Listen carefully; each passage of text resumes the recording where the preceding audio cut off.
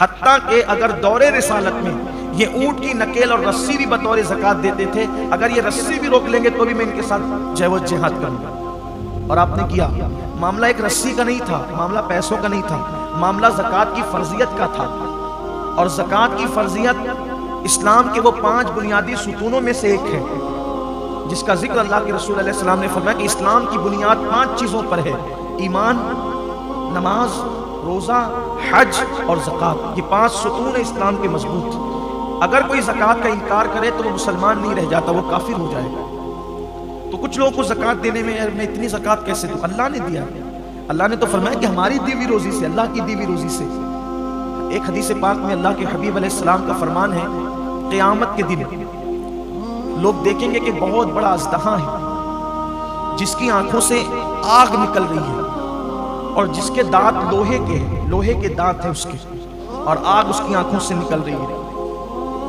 وہ ڈھونڈے گا تو دیکھے گا کہ ایک بندہ جو زکوٰۃ نہیں دیتا تھا، وہ اس سے مخاطب ہو کے کہے گا تیرا دایاں ہاتھ میری طرف کر تاکہ میں تیرا ہاتھ کھا جاؤں۔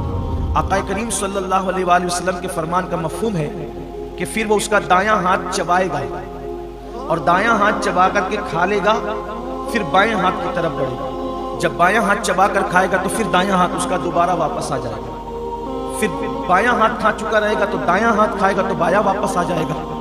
اور جس وقت وہ اژدہا جس کی آنکھوں سے آگ نکل رہی ہوگی اور دانت اس کے لوہے کے ہوں گے، وہ بھی جہنم کے بنے ہوئے لوہے کے، تو وہ جب چبا رہا ہوگا تو اس کی چیخ ایسی نکلے گی کہ اس کی چیخ نکلنے سے پورا میدان محشر کانپ جائے گا۔ آپ سوچیں وہ چیخ کیسی ہوگی کہ پورا میدان محشر کانپ جائے گا۔ تو پوچھا جائے گا یہ کس کی چیخ ہے؟ تو ارشاد ہوگا کہ یہ اس کی چیخ ہے کہ جو دنیا میں زکوٰۃ ادا نہیں کرتا۔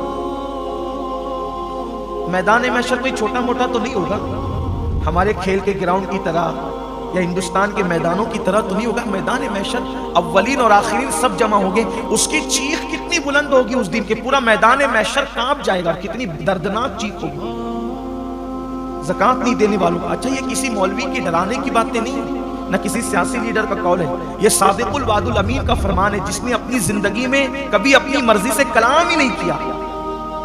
زبان ان کی، یہ کلام خداوند قدوس کا ہے۔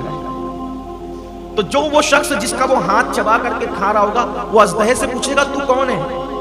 تو کہے گا کہ میں تیرا مال ہوں، تو مجھ سے محبت کرتا تھا لیکن میں تجھ سے محبت نہیں کرتا، بچا بچا کے رکھتا تھا۔ آج مال ہی کی محبت میں لوگ زکوٰۃ نہیں دیتے۔ قرآن مقدس سے ایک خوبصورت سا واقعہ یاد آتا ہے جس کو قرآن نے خود بیان کیا ہے اور مفسرین نے بھی اس کا ذکر کیا ہے۔ مال انسان کو کتنا نیچے گراتا ہے، کتنا گھٹیا سوچ پیدا کرتا ہے انسان